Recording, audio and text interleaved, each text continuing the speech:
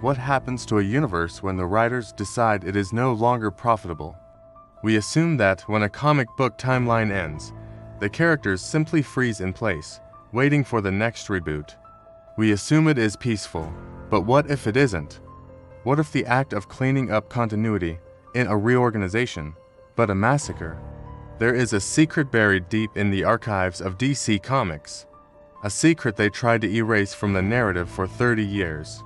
It is the story of a cosmic crime so vast it makes Thanos look like a petty thief. The truth isn't that the multiverse was fixed. The truth is that the multiverse was murdered, and the victims knew it was happening. To understand the crime, you have to understand the victim. In the beginning, there wasn't just one Earth, there were infinite Earths. It was a glorious, chaotic mess of creativity. If a writer had an idea that didn't fit the main timeline, they didn't throw it away. They just gave it a new world number, Earth 2, Earth 3, Earth X.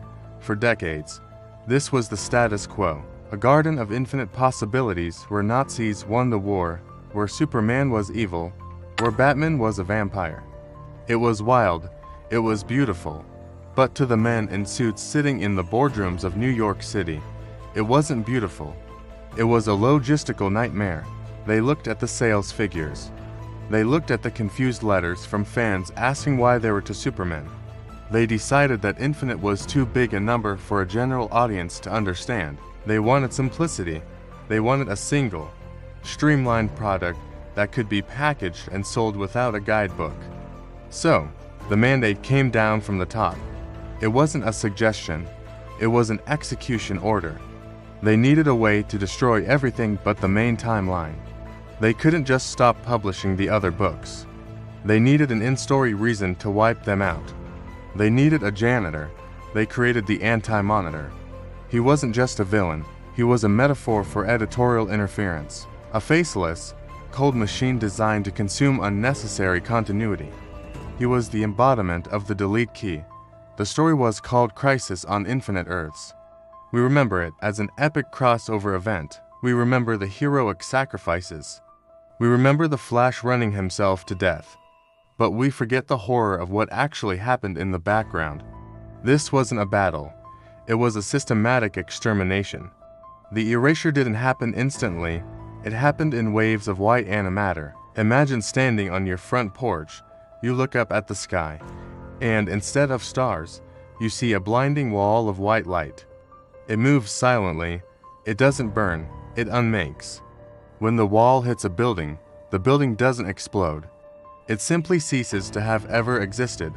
The people inside don't die in the traditional sense. They are retroactively removed from history. Their memories, their loves, their struggles gone. The heroes of these doomed Earths panicked. We saw panels of Superman holding his wife as the white wall consumed them. We saw entire civilizations screaming into the void, begging to be saved. But they couldn't be saved, because the writers had already decided their fate. The conflict here isn't between hero and villain, it is between character and creator. The characters were fighting for their right to exist, and the creators were fighting to simplify the spreadsheet. In the end, the bad guy won. The anti-monitor was defeated? Yes. But his mission was accomplished. The infinite Earths were gone. Trillions upon trillions of lives were wiped out. History was rewritten. The survivors were herds onto a single, lonely planet. New Earth, a perfect, streamlined world. The boardrooms were happy. The timeline was clean. Superman was the only Superman. Batman was the only Batman. The messy past was locked away in a box, and the key was thrown away. DC Comics declared the multiverse dead. They forbade their writers from using the concept. They wanted us to forget, but you cannot kill a universe that wants to live. The editors thought they had sterilized the timeline, but they missed a spot. Memory is a stubborn thing. In the years following the crisis, strange things started happening in the comics. Characters would have nightmares of lives they never lived. The psycho pirate, a villain locked away in an asylum, was the only one who remembered the infinite worlds. He sat in his padded cell, weeping for friends who no longer existed. He was the glitch in the system, Writers began to feel the suffocation of the single Earth rule. They realized that by destroying the multiverse, they had painted themselves into a corner. They had destroyed their own toy box. Slowly, quietly, the concept began to claw its way back. It started with Elseworlds, stories that were technically not canon, but felt like the old Earths. Then came Hypertime, a concept introduced to explain why continuity errors kept happening. The universe was trying to heal itself. It was trying to grow back the limbs that had been cut off. The editorial mandate was fighting a losing war against the nature of storytelling itself. You cannot tell a story about gods and magic and limit it to one tiny planet. The pressure built for 20 years. The cracks in the wall grew wider. The ghosts of the deleted timelines were banging on the door, demanding to be let back in. And finally, the door broke. The return didn't happen gracefully. It happened violently. DC finally relented. They brought the multiverse back. First, it was 52 worlds. Then, it was the Omniverse. But here is the twisted part, the part that leads us to the secret. When the multiverse came back, it wasn't the same. It was scarred. The writers introduced the concept of the Dark Multiverse.